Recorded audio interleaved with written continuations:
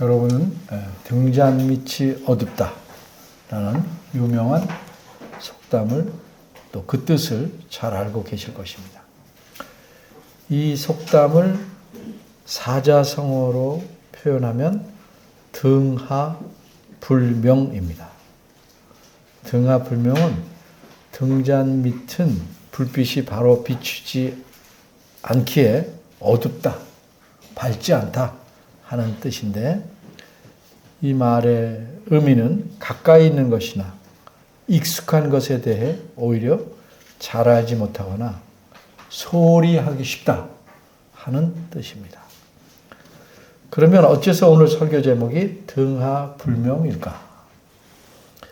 오늘 본문과 연관이 있어서 이렇게 제목을 잡았습니다.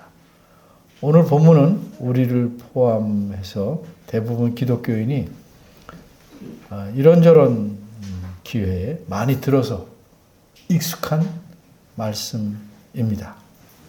그런데 사실은 이 말씀의 뜻을 올바로 알지 못하거나 혹 안다고 해도 실제 생활에서는 그 뜻을 바르게 알지 못하는 사람처럼 행동합니다.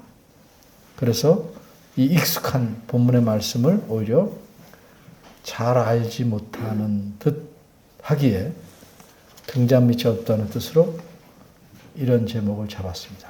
오늘 본문에서는 두 가지를 살펴보려고 합니다. 첫째, 자기 기만 금지.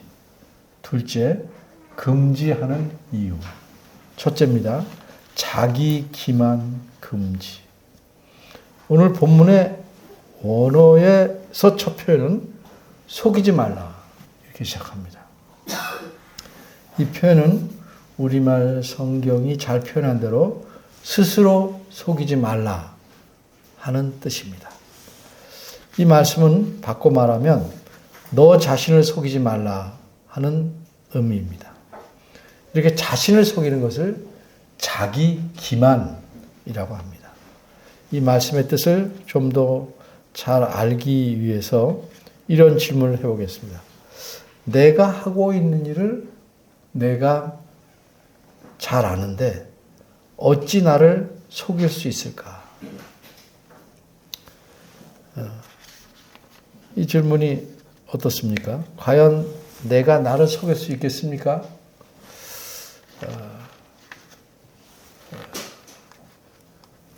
오래전에도 이 예화를 들었는데 오늘 알맞아서 다시 한번 드리겠습니다.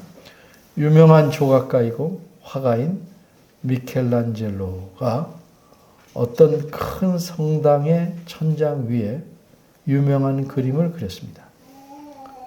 근데 그가 그 천장의 구석구석에 그림을 그리면서 매우 세밀하게 남이 볼 수 없는 곳까지 세밀하게 그 페인트를 칠하고 있었습니다. 그러자 한 친구가 그 높은 데서 애쓰고 있는 미켈란젤로를 보면서 누가 본다고 그렇게 구석까지 칠하느냐 이렇게 말했습니다. 그러자 미켈란젤로가 혼잣말로 하는 말이 내가 아는데 라고 대답했습니다. 이처럼 위대한 사람은 좀 다르죠. 자기를 속이지 않으려고 합니다. 어떤 일을 대강대강 처리하지 않고 자기가 알기 때문에 자기에게 정직하고자 합니다. 이처럼 자기가 자신을 아는데 어떻게 내 자신을 속일 수 있겠습니까? 그런데 오늘 본문의 말씀은 조금 다른 의미입니다.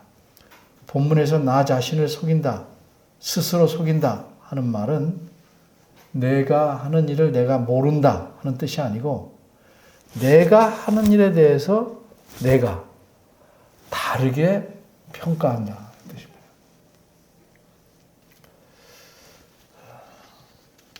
다른 사람은 이렇게 평가하는데 나만 다르게 평가한다.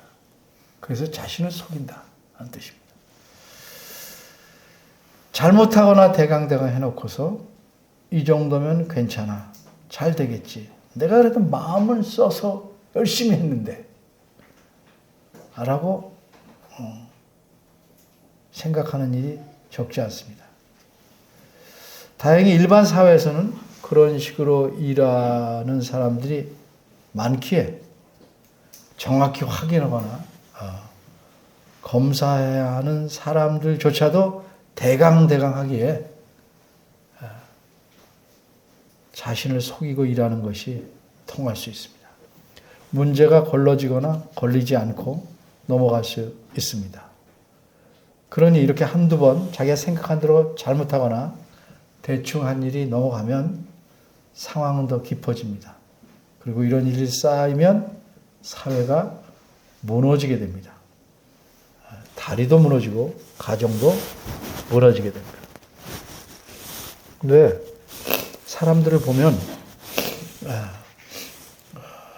뭐라 그럴까요? 좀 앞뒤가 안 맞습니다. 자기가 이익이 있거나 좋은 걸 취할 때는 남들은 어쨌든 나한테는 그렇게 해야 돼. 혹은 나는 그래야 돼. 라는 식으로 고집스럽게 생각합니다. 그런데 자기가 저지른 나쁜 일에 대해서는 남들도 다 그러잖아. 아니면 남들은 저렇게 심한데 난 좀 덜 했잖아. 이렇게 넘어가려고 합니다. 그러니까 자기에게 이중적인 잣대를 대는 거죠. 내가 이렇게 하는 행동이 남들이 했다면 엄격하게 들이대면서 자기에게는 부드럽게 들이대는 거죠. 내 마음은 안 그렇다. 난 다른 이유가 있다. 하고 자신을 옹호한다고 그럴까요?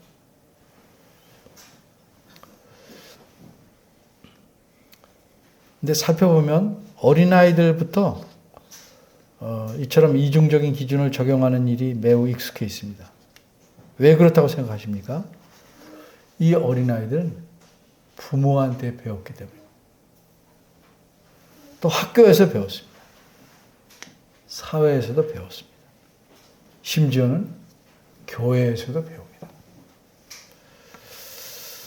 본문 7절 말씀은요, 7절이기 때문에 6절에서 10절에 속한 것으로 보여요. 또 동그라미 있으니까. 근데 좀 더 넓게 보면 1절에서 10절의 한 구절입니다. 근데 이게 한 구절에 불과한 것이 아니고 6절에서 10절에 나오는 여러 권면의 기초가 되는 중요한 말씀입니다. 다시 말해서 6절에서 10절 전체를 집으로 비유하면 7절은 이 집의 토대와 같은 겁니다. 그러게 이 문단의 1절에서 10절, 이 문단의 다른 구절이나 권면한 말씀은 다 7절 말씀의 기초에서 말씀하고 있는 것이다. 이렇게 이해하셔야 됩니다. 예를 들어서 6절에 나오는 가르침을 받는 자는 말씀을 가르치는 자와 모든 좋은 것을 함께 하라 하는 이 말씀은 7절에 이 말씀에 기초한 하나의 예입니다. 예로서 권면한 겁니다.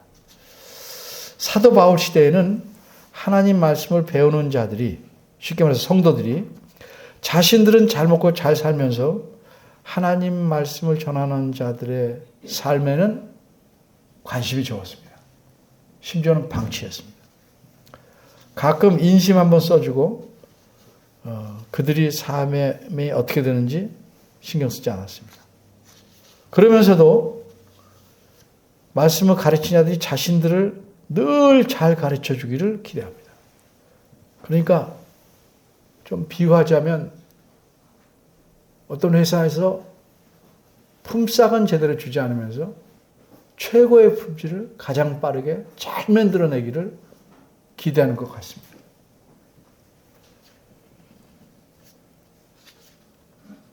요즘도 넓게 살펴보면 교회를 넓게 살펴보면 이런 모습이 있습니다. 교인들 안에 많이 퍼져 있는 생각 중 하나는 뭐냐면 자기는 부자로 살기로 원하면서 목사는 가난하게 살아야 된다. 그래야 경건하다 하는 생각입니다. 목사는 왜 가난해야 됩니까? 이렇게 말하면 제가 부자로 살고 싶어서 이런 말 한다고 생각하지 마십시오. 저는 아직까지는 그런 마음이 전혀 없습니다. 저는 바라기는 어떤 상황에 처하든지 만족한 마음으로 살기를 원할 뿐입니다.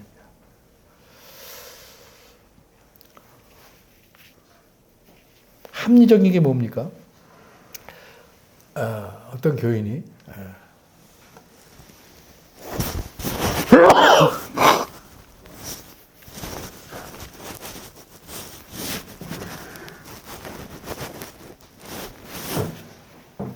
자기가 하나님을 잘 믿어서 부자가 되고 싶어 한다면 논리적으로, 합리적으로 자기보다 하나님을 더 잘 믿는 사람보다는 자기보다 더 부자가 되길 바라는 것이 합리적이죠. 그 맞죠? 네. 그런데 여러분보다 제가 하나님을 덜 믿지는 않을 겁니다. 그죠? 따라서 여러분이 원하는 만큼 저한테도 적용하는 것이 매우 공평하고 바람직한 생각입니다. 내 옆에 있는 사람이 나보다 하나님을 더 잘 믿으면 이분이 나보다 더 잘 믿으니까 더 부자 되게 해 주십시오라고 간구해야 하는 것이 합리적인 논리입니다. 그런데 안타깝게도 많은 그리스도인들이 그렇지 않습니다. 그래서 6절에서는 가르침을 받는 자는 말씀을 가르치는 자와 모든 것을 함께하라. 함께하란 말은 같이 옆에 있어가 아니고 함께 나누라는 뜻이에요. 오늘의 뜻은. 함께 나누라. 어쨌든 오늘 말씀의 초점은 6절이 아니니까 7절로 돌아갑니다. 둘째, 금지하는 이유. 자기를 속이는 이 자기 기만을 금지하고 있는 이유는 무엇인가? 본문에서는 두 가지를 말씀합니다. 첫째는 하나님이 어떤 분이신지를 이유로 제시합니다. 스스로 속이지 마라. 그 다음 말씀 무엇입니까? 하나님은 만홀히 여김을 받지 아니하신다 하는 말씀. 이 말씀이 자기 기만을 하지 않아야 될 이유입니다. 이 말씀에서 만홀히 여긴다는 말은 글자 그대로 보면 참 흥미로운 말입니다. 글쎄 우리나라 사람은 그렇게 모르는데 어쨌든 이 성경을 쓸 때 보면 남을 무시하는 태도가 뭐냐면 코를 쓱 올리는 거죠. 이렇게 코를 쓱 올리는 거예요. 이 말이 그거예요. 코를 쓱 올린다.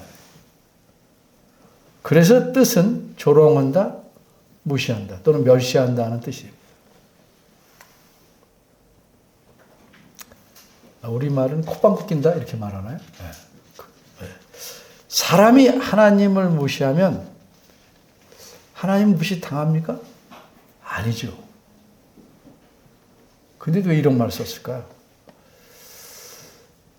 우리가 하나님을 마치 무시 당하실 분처럼 여기서 하나님 무시하고 행동하기 때문입니다. 사람은 그 무시당하면요 화가 나죠. 근데 하나님은 그렇지 않습니다. 왜 무시 안 당하니까. 그럼 이 말은 그럼 하나님은 무시 안 당하니까 아무래도 괜찮으니까 계속 무시해도 된다? 그런 뜻은 아닙니다. 하나님을 무시했을 경우 무시 당하지 않지만 우리가 무시하는 행동, 무시하는 태도를 취했을 경우에 어떤 일이 일어날 것인가에 대해서 우리는 심각하게 생각해야 됩니다. 사람들은 하나님을 어떻게 무시하려고 합니까? 예를 들면 이렇게 합니다. 대충 예배하면서 즉 겉모습만 예배 드리는 척하면서 난 예배를 잘 드리고 있다.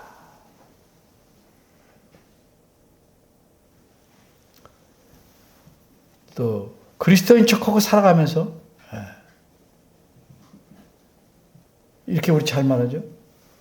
주님 제 마음을 아시죠? 정확히 아시죠? 네. 자신이 진심으로 하나님을 섬기는 것처럼 위장합니다. 이런 것이 거짓이고 위선이고 하나님을 무시하는 겁니다. 하나님이 모르실 거다. 아셔도 그냥 내버려 두실 것이다. 이렇게 하고 하나님이 싫어하는 행동, 태도를 계속 취하는 거죠. 그게 무시하는 겁니다.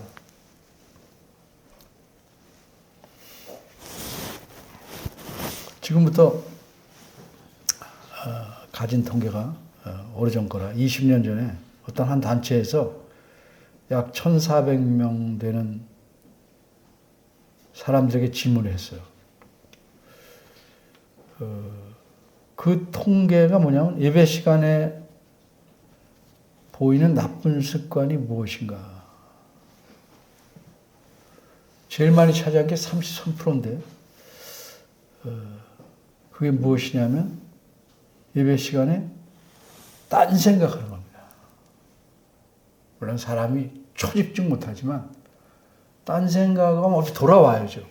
계속 그 딴 생각에 꼬리를 이어가고 똑바로 정면을 보면서 예배하는 척하는 거죠.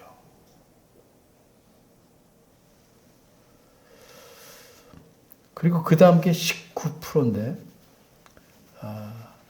우리 뭐 교회가 적으니까 그런 경우가 없죠. 장소가 적으니까. 네. 목사님의 시선을 피해서 가급적 구석이나 벽 뒤로 숨는 거예요. 덩치가 큰 교회, 장소가 큰 데서는 그럴 수 있죠. 그래서 교회에 빨리 오는 이유가 뭐냐? 좋은 자리 차지하는 거예요. 어떤 자리가 좋은 자리냐? 시선이 부딪히지 않는 자리. 그래야 편하게 딴짓할 수 있죠. 그 외에 14%짜리 3개가 나왔는데 예배 시간에 뭐 하는가? 종이권에서 낙서 그림 그리기. 그러니까 어린이들도 부모가 그런 거 시키면 안 됩니다. 예배 시간에 조용히 하기 위해서 그림 그리거나 여가 활동하거나 먹을 거 주거나 하면 안 됩니다. 그건 예배를 망치는 거예요. 성경을 보게 하거나 아니면 집중 못하면 어린아이니까 자게 놔주세요.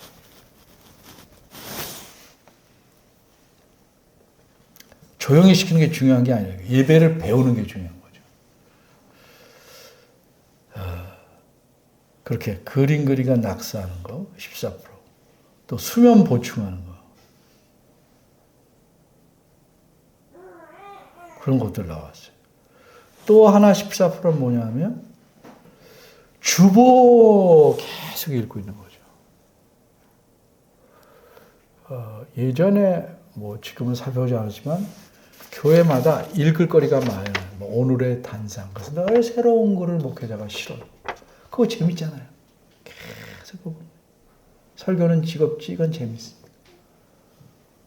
그래서 우리 교회 주보는 늘 똑같은 거예요. 네. 그렇죠? 읽을 게 없어. 그래서 거의 안 보니까 교회 특징이 뭐냐? 3가지? 그럼 몰라. 안 읽으니까, 그렇죠? 뒤에 나오는 교회 목표가 뭐냐? 안 읽으니까 몰라. 주보는 예배를 집중하기 위해서 순서를 써놓는 게 초점이고요. 네. 읽을 거리를 제공하는 게 아닙니다.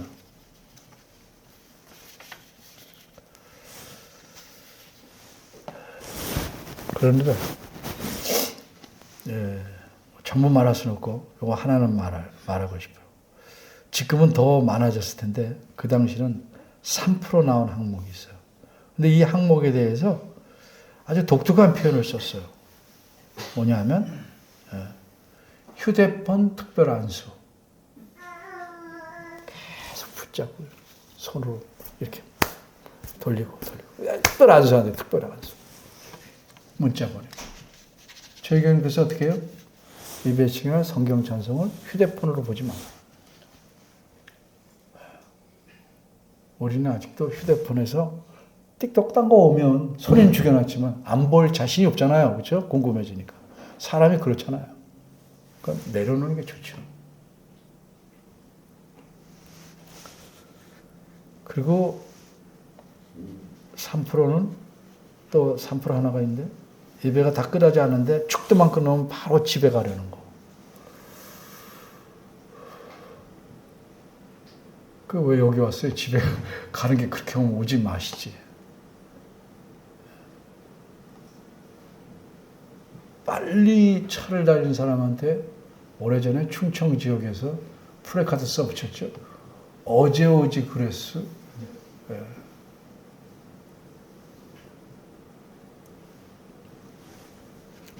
그런데도 그렇게 하면서 나는 그래도 예배했다. 그렇게 생각하면 잘 속이는 거예요. 하나님 무시하는 거.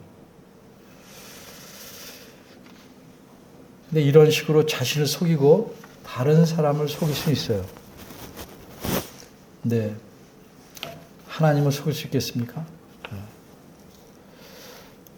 이렇게 예배하는 건 하나님 무시하는 겁니다.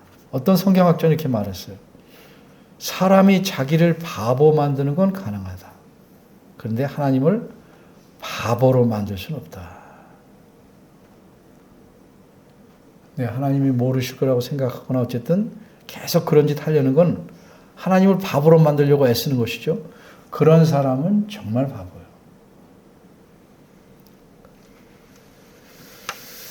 그러면 왜 예배하는 자리에서까지 하나님 무시할까? 큰 이유는 하나님 모르기 때문에 그래요.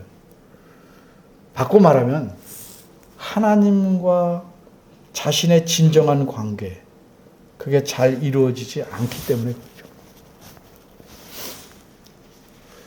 남의 부모의 장례식에 가면 슬퍼하죠. 자기 부모의 장례식에는 일반적으로 더 슬퍼하죠. 왜? 관계 때문에. 하나님에 대해서 관계가 분명하지 않으면 잘못된 태도를 취하고.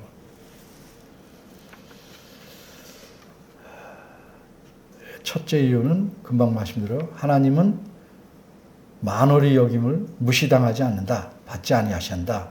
이게 자기 기만을 금지하는 첫 번째 이유예요. 둘째 이유는 하나님께서 일하시는 방법 때문에 그렇습니다. 다시 말해서 하나님께서 세상을 다스리는 방법 때문에 그렇습니다. 하나님은 변덕스럽게 일하지 않으십니다. 하나님은 일하실 때 원칙과 기준이 있습니다. 그것이 무엇입니까? 7절 하반절에서 알려줍니다. 스스로 속이지 말라라는 말씀 다음에 보면 우리말 성경에서는 빠졌지만 원문에서는 한 낱말이 들어가 있어요. 그건 왜냐하면이에요. 왜냐하면. 따라서 7절 하반절은 왜냐하면 사람이 무엇으로 심든지 그대로 거두기 때문이다 하는 말씀입니다. 이게 둘째 이유예요. 하나님이 세상을 다스리는 일하시는 방법이 사람이 무엇을 심든지 그대로 거두게 하시기 때문이다.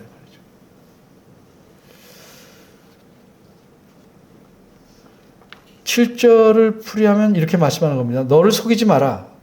하나님도 속을 수 있다고 생각하지 마라. 그렇게 생각하는 것은 내가 스스로 속는 것이다. 그리고 7절 하반절에 사람이 무엇으로 심든지 그대로 거둔다 하는 말씀은 무엇입니까? 농사에 관한 걸 따왔지만 비유적으로는 우리 삶의 모든 일에 적용할 수 있는 표현이에요. 이렇게 심고 거두는 거는 일반 사람들은 다 인과응보라고 그러죠. 편하게 인과응보. 그래서 예수님 믿지 않는 사람들도 이 심고 거두는 원리를 나름대로 이해하고 살아가요. 그래서 그 사람들은 이 원리를 어떻게 표현하냐면 세상에 공짜 없다. 이렇게. 그것도 이 원리를 반영한 말이에요. 또 콩 심은 데 콩 나고 팥 심은 데 팥 난다. 이렇게 말해요. 근데 성경에서 이 원리를 말씀할 때는 그들이 말하는 것처럼 그 정도로 이해해서는 안 되고요.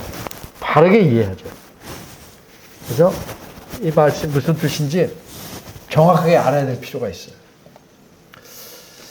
하나님께서는 노아 시대에 큰 홍수로서 죄로 꽉 찬 세상을 다 쓸어버리셨어요. 그리고 세상에 새로운 질서를 주셨는데 그중 하나가 뭐냐면 낮과 밤이 계속되고 심음과 거둠이 계속되는 거예요.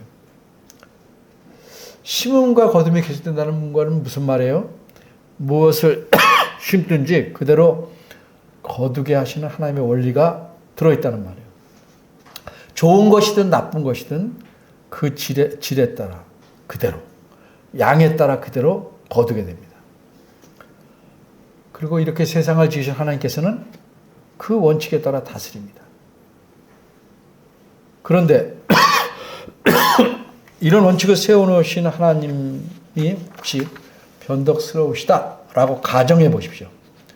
세상의 짓은 어떻게 되겠어요? 엉망진창이 돼요. 그래서 이 원칙은 변하지 않아요. 하나님이 변덕적이 아니시더니 변하지 않아요. 근데 이상하게도 가만히 보면 뭐 그렇게 생각은 안 하겠죠. 그런데 하나님을 변덕쟁이처럼 여기는, 의식적으로는 아니지만, 생각은 아니지만 실제 그의 하는 태도를 보면 하나님을 변덕쟁이라고 이해하고 여기는 사람들이 있습니다. 어디서 특별히 잘 나타나냐 그게? 기도. 기도를 들으면 야, 저 사람은 뭐 말을 물어보면 아닐 거예요. 기도를 들으면 하나님이 원칙 없는 변덕스러운 분으로 여긴다고 생각할 수밖에 없어요. 그러니까 기도를 들어보면 뭐 일부러 듣는 거 아니지만 극단적인 예를 들면 팥을 심어놓고도 콩이 나게 해달라고 기도해요. 원칙을 부수자는 거죠. 열심히 공부하지 않고 좋은 결과를 얻게 해달라고 기도합니다. 그럼 하나님께서 들어주시겠어요? 그건 하나님의 원칙을 무시하는 거고 하나님 변덕스럽다고 실제로는 생각하는 거예요. 절대로 이루어지지 않죠. 물론 가끔 이루어진 것처럼 보이는 경우가 있어요. 왜 그렇게 보이냐? 그건 오늘 설명하지 않아요. 후에 설명하겠어요. 어쨌든 온 세상 만물을 지으신 하나님께서 자신의 선한 뜻대로 다스리는데 자기가 정해놓으신 그 기쁘고 완벽한 원칙을 깨시면서 일을 하겠습니까? 그렇게 하지 않죠. 그렇게 하시지 않아요. 아주 쉽게 말해서 세모를 그려놓고 자신이 네모로 바꿔지게 해달라는 식으로 기도하지 마세요. 그렇게 기도하는 것은 하나님께서 세우신 원칙을 바꾸려는 시도에 바꿀 수 없어요. 그러니까 헛된 기도죠. 하나님을 화나게 하는 기도죠. 무시하는 기도죠. 그런 기도에 응답이 있을 수 없죠. 게을러서 놀기 좋아하면서 결과는 부지런한 사람만이 거둘 수 있는 것을 얻기를 기도한다면 잘못됐죠. 어린이들도 공부하지 않으면서 좋은 성적 얻고 좋은 상급 학교 들어가기 바라면 안 됩니다. 자녀를 위해서 부모도 그렇게 기도하면 안 됩니다. 자녀를 위해서 열심히 기도하면서 바르게 가르치거나 관심을 갖고 잘못을 야단치지 않는다면 좋은 자녀 돼요? 안 됩니다. 좋은 자녀가 될 계기는 얻을 수 있어요.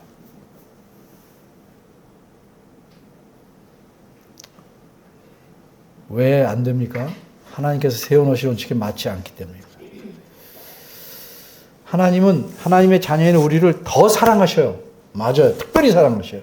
그런데 그렇다고 해서 하나님 믿지 않은 사람들을 불공평하게 대하지는 않습니다. 모든 사람을 자신의 원칙에 따라 공평하게 다스립니다. 이게 하나님의 공의입니다. 그러게 열심히 노력하기를 게을리하는 사람이 그리스도인일 경우 그는 열심히 노력하는 그리스도인이 아닌 사람보다 더 많이 좋은 결과를 거둘 수가 있어요, 없어요? 없습니다.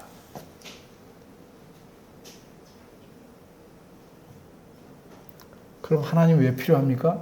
하나님은 그렇게 여러분이 원하는 거 해주려고 계시는 게 아니에요.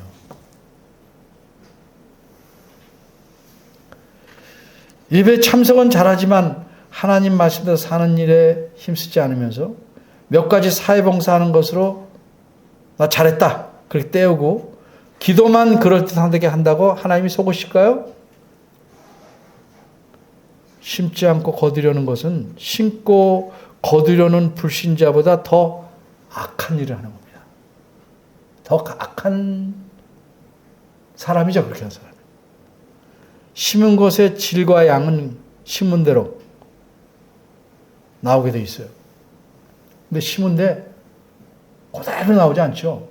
많이 나오죠. 뭐 10배, 15배 심으면. 그거 하나님의 은혜죠. 모든 사람에게 그런 은혜를 베푸시죠. 곡식을 심어봐요. 10배 이렇게씩 나오잖아요.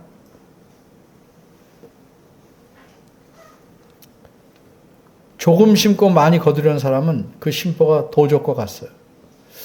이렇게 말하면 제 말이 아마 심하게 들릴 수도 있어요. 그런데 여러분께서 아시는 19세기의 유명한 영국의 설교자 스폴전 내 말을 한번 인용해 볼까요? 그분은 1974년 8월 16일 주일에 오늘 본문과 똑같은 본문으로 설교했어요. 그 설교 가운데 이런 말씀이 있어요. 하나님께서 싫어하는 것을 계속 사랑하고 따라가는 사람은 자기가 구원받았을 것이라고 꿈도 꾸지 말라. 감히 구원과 연관해서 이렇게 말했다 이 말이죠. 이 말씀이 얼마나 심해요. 그렇지만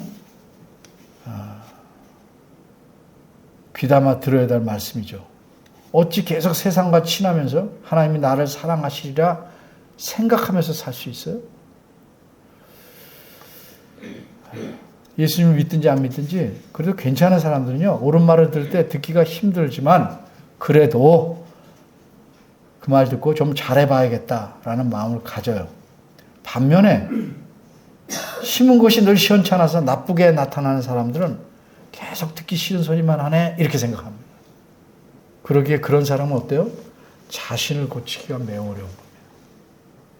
옳은 말이면 옳은 쪽으로 반응을 할 줄 알아야 돼요.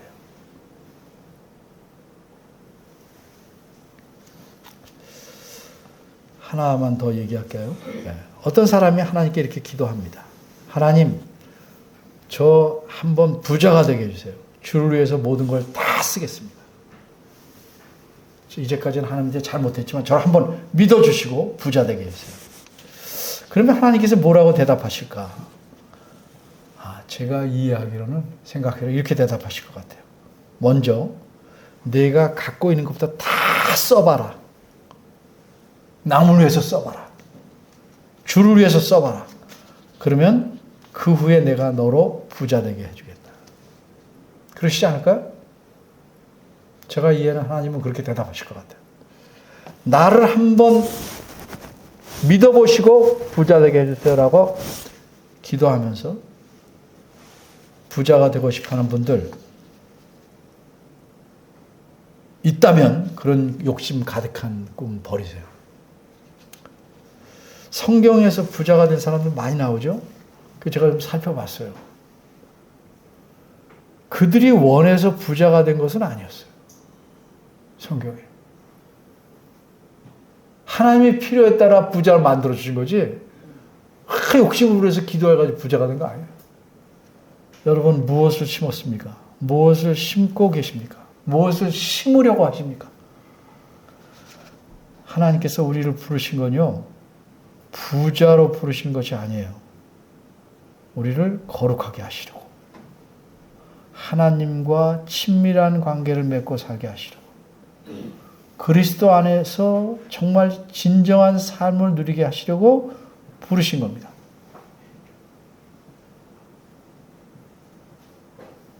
부자가 될 수 없다는 뜻은 아니에요. 그걸 위해서 기도하고 그러지 말아야죠. 열심히 심으면 부자도 될 수 있죠. 근데 열심히 심어도 부자가 되는 쪽으로 안 갈 수도 있어요. 특별히 우리 교회 다니는 사람들은 부자 되기 좀 힘들죠. 네. 재벌은 꾸지 말라고 그랬어요. 네. 세상을 지으시고 다스리시는 온 세상 만물의 왕이신 하나님께서 세워놓으신 원칙이 뭐냐? 믿는 자나 불신자나 누구에게나 적용되는 원칙이에요. 그거는 심은 대로 거둔다 하는 원칙입니다. 그럼 일단 심었으면 어떻게 해야 되나요? 잘 가꾸고 내버려두면 안 돼요. 잘 가꾸며 돌보며 거둘 때까지 기다려야 합니다. 이 원칙은 자연의 뿐만 아니라 도덕적인 분야와 영적인 분야 모두 적용되는 원칙입니다. 그 다음 이어지는 구절은 다음에 제가 설교하려고 합니다. 그러니까 스스로 속이지 마십시오. 하나님은 반드시 심은 대로 거두게 하십니다. 그리고 하나님은 결단코 무시당하지 않습니다. 이 두 가지 사실을 잊지 마십시오. 제가 바라기는 여러분의 삶에서 또 우리 모두의 삶에서 심은 대로 거두게 하시는 하나님의 은혜를 가득 누리시기를 바랍니다. 기도하겠습니다. 은혜로우신 하나님, 심은 대로 거두게 하시는 은혜로 인하여 저희가 살아갑니다. 하나님이 주시는 크신 복에 감사하게 하시고 세상 사람처럼 내 욕심에 내 바람에 목을 매지 않게 하시고 주님이 원하시는 것에 내 마음을 기울일 수 있도록 도와주시옵소서. 주의 말씀을 더욱 분명히 깨닫게 하시고 주님과의 관계가 더욱 돈독해져서 주님을 기쁘시게 하는 삶을 살길 원하오니 이끌어 주시옵소서. 예수님의 이름으로 기도합니다. 아멘.